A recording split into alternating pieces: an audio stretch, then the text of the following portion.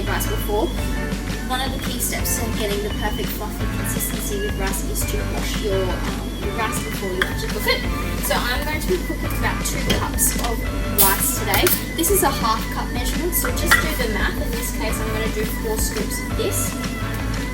2 cups of rice is going to give you 4 cups of cooked rice as well. Measure the 4 out.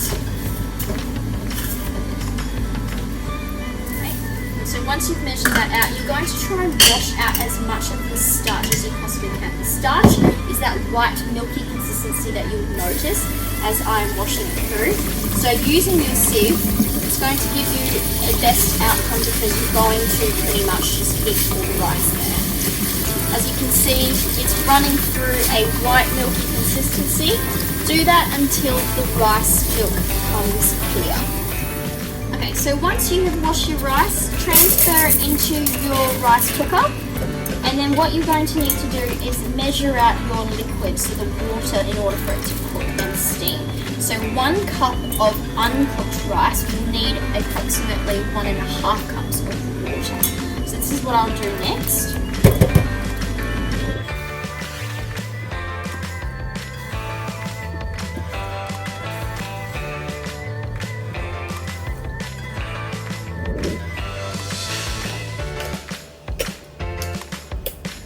Okay, so the first thing we're going to do is we're going to prepare our vegetables. Our 2 main vegetables you have here is your carrots and your potatoes. Don't forget that you're going to get your separate bowl to put your extra skins in there for scraps. This is going to go into your composting unit. So to start off with, it's as peeling straight into the container to avoid extra mess.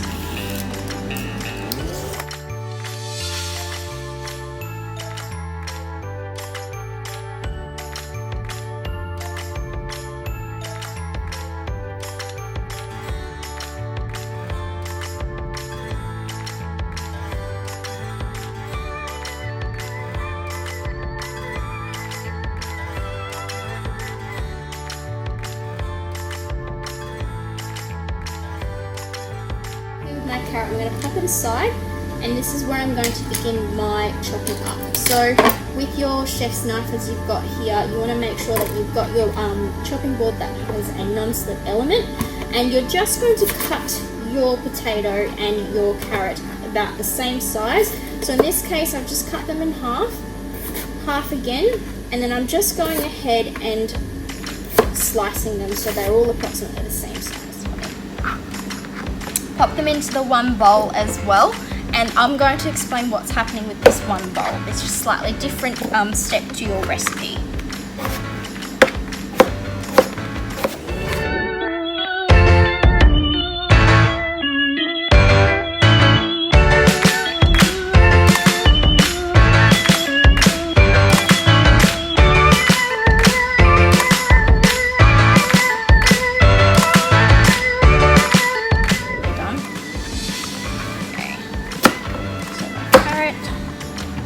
Compost bin.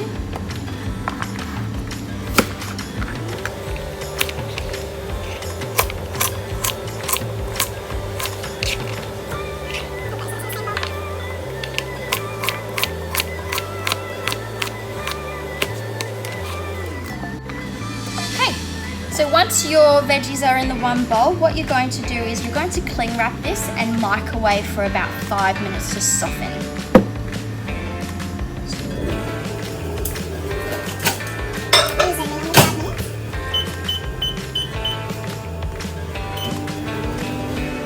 Now we're going to chop up our onion. You're going to cut it up very similar to how you sliced your vegetables. Don't forget to keep all the other loose skins and peels into your composting unit.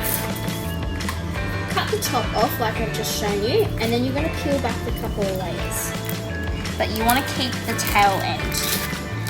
This is going to be the trick for you to actually slice up your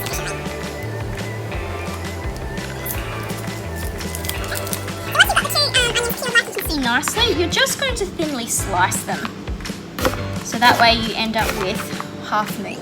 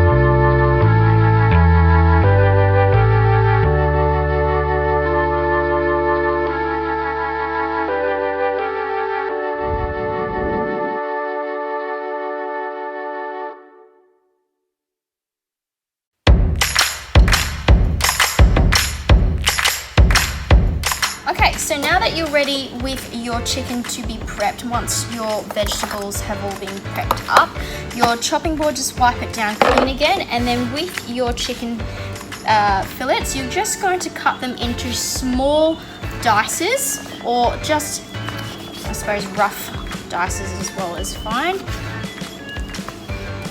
about this big. Put it into its own bowl, so you keep everything nice and separate, ready to go.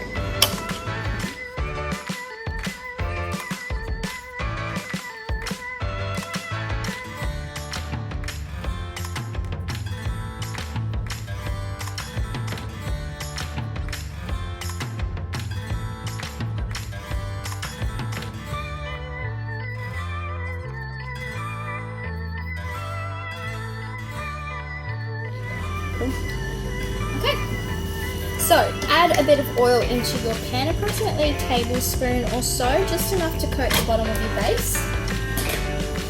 And then you're going to preheat your settings to medium temperature. Alright, so once your pan is nice and preheated and you see that your oil is ready, nice and hot, you can then go ahead and add in your chicken. So do so carefully. When you add in your chicken, just add it in just gently. When you hear that sizzle, you know it's ready.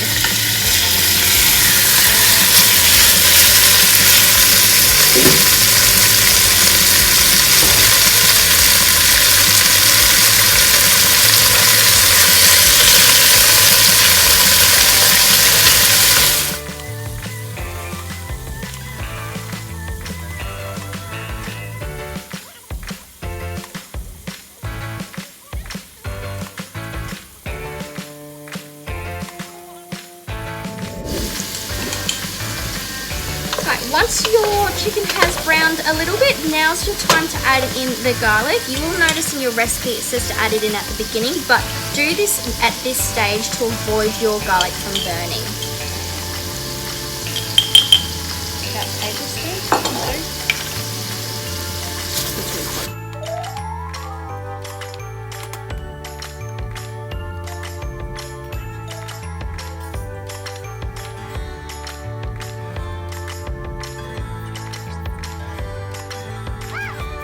Now add in your onion to saute.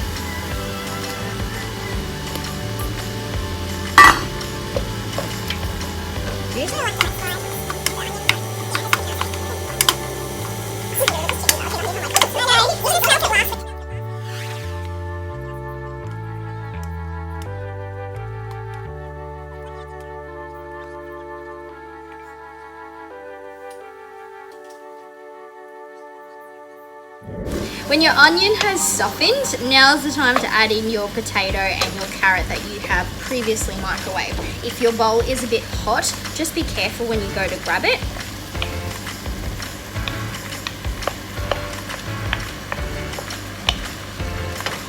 And then stir that through for another 5 or so minutes, just to combine.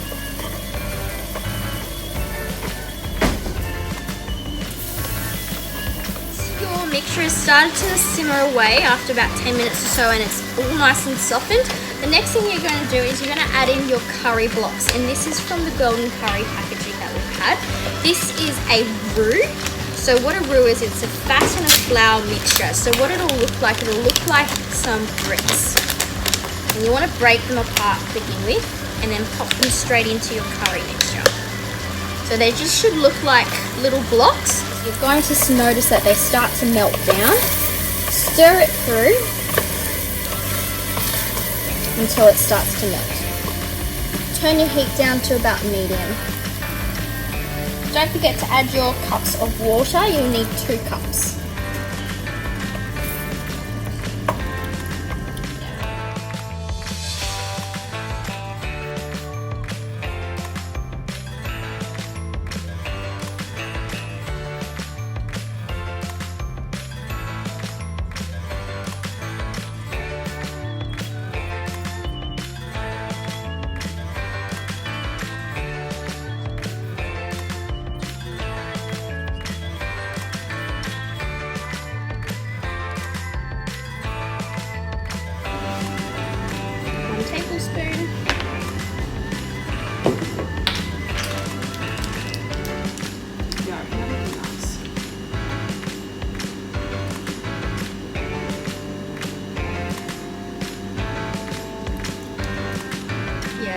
add to like the tea.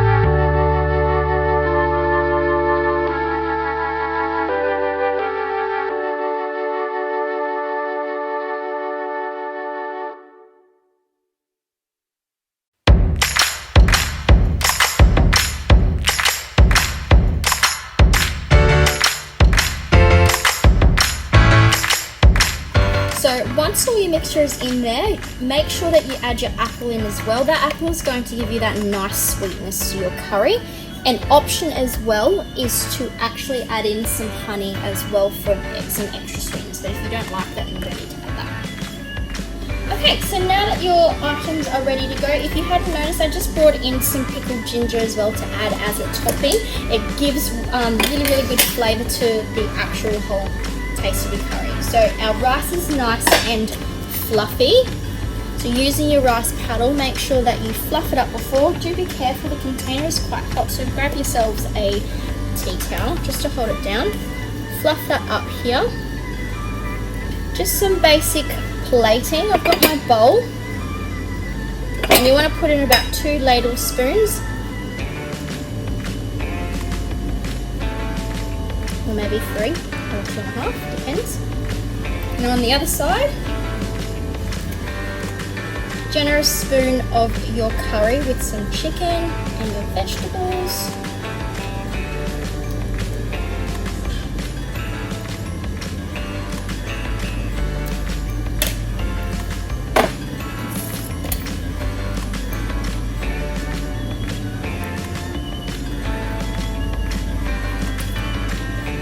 Chop it up with some ginger.